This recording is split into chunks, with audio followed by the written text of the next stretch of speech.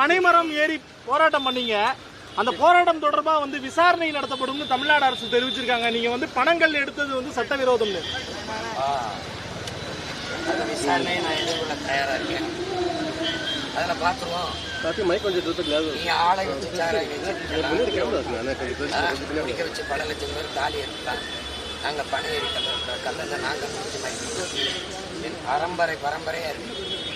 தமிழன் வாழ்க்கையோடு இணைந்த ஒன்று பனையும் அதன் பாதம். இதெல்லாம் விளையாட்டா இருக்கு.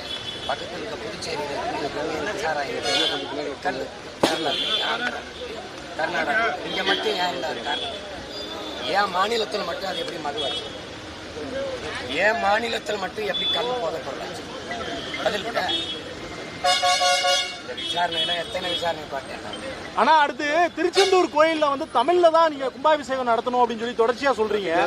ஆனா அது செவி சாய்ப்பாங்கன்னு நினைக்கிறீங்களா? இல்லாட்டி நீங்க என்ன மாதிரி போராட்டத்தை முன்னெடுப்பீங்க?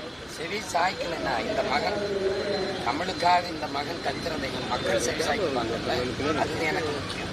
இவன் யாருன்னு யாராவது ஒருத்தர் காங்கிரஸ், பாரதிய ஜனதா, இல்ல திமுக முருகன் மாநாடு நடத்தினார். முருகனுக்கு தமிழ்ல மந்திரம் எங்கும் தமிழ் எதுவும் தமிழ். என்னுடைய இறைக்கு முன்பு என் வழிபாட்டு தளத்திலே தமிழ் இல்லை. என்ன விளையாட்டா? இந்த கட்சிகள் பேசுதா? அப்ப இவர் யாருக்கானவர்கள்? இந்த ஆட்சி, இந்த அதிகாரம் யாருக்கானது? இந்த தலைவர்கள் யாருக்காக நிற்பார்கள்? என் உயிர் மொழிக்காக, ஒரு இனத்தின் உயிர் உரிமை மொழி, அதுக்கே நிக்காம வேற எதுக்கு நிற்பான்? எதுக்கு நிற்பான்? எத்தனை ஆண்டுகளாக சகிக்க சொல்றீங்க நீங்க? தமிழ் மீட்சி உரணும், தமிழர் எழுச்சி உரணும்னா எங்க இருக்கு? வழிபாட்டு தளத்தில் இல்ல, வழக்காடு மன்றத்தில் இல்ல, படிப்பகங்கள்ல இல்ல, பள்ளி கல்லூரிகள்ல இல்ல. இப்பதான் அரசாணை தமிழ்ல வெளியிடப்படும் சொல்லுது. வெக்கமா இல்ல? வெக்கமா இல்ல? ஆனா நாம் தமிழர் கட்சியும் இது செய்யல, நீ செய்யல, நான் பக்கத்துல நான் செய்வேன். முருகன் கோயிலுக்குள்ள போய் பூஜை பண்ணதானே அனுமதி நீ போட்டுக்க, நீ சமைச்சு போட்டுக்க, நான் போடுறேன். எங்க முருகன் இருக்கா, எங்க மக்கள் இருக்காங்கன்னு பாத்துருவோம். ஆனா நாம் தமிழர் கட்சியோட அந்த பனைமர போராட்டத்திற்கு ஹச்ராஜா அவர்கள் ஆதரவு தெரிவிச்சிருக்காங்க. அதை எப்படி பாக்குறீங்கன்னா? அவங்க கல்லை ஆதரிக்கிறாங்க. ஏன்னா அவங்க ஆளுகிற மாநிலங்கள் எல்லா இடங்களையும் கல், கர்நாடகாவில் இருக்குது, காவேரி, ஆந்திராவில் இருக்குது, மற்ற மாநிலங்கள்ல இருக்குது. தம்பி அண்ணாமலையே கல்லை ஆதரிச்சு போராடினாரு, போராட்டங்கள்ல பங்கேற்றார். அதுல கல்லுங்கிறதே இது எப்படி பாக்குறாங்கன்னு அவ்வையும் அதிகமானும் கல் உண்டு பேசி கொண்டிருந்தாங்க. சங்க இலக்கியில பாக்கள் இருக்கு.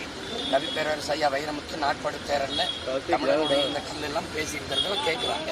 அப்புறம் இதுல என்ன, இவங்க போட்டுங்கிற தலைவர் பெரியாரே என்ன சினிமா பார்க்கறத விடவா கல்லு கேடு? எதுக்கு கல் கடையை மூடுறாயின்னு கேட்டதுக்கு அனுப்பட்டா? நீ சாராய ஆளை வச்சிருக்க, அதுல இருந்து நேரடியா உற்பத்தி முதலாளியும் விற்பனை முதலாளியும் நீயே வைக்க. நீ காட்சிக்கு வந்து டாஸ்மார்க்கில் விற்கிற.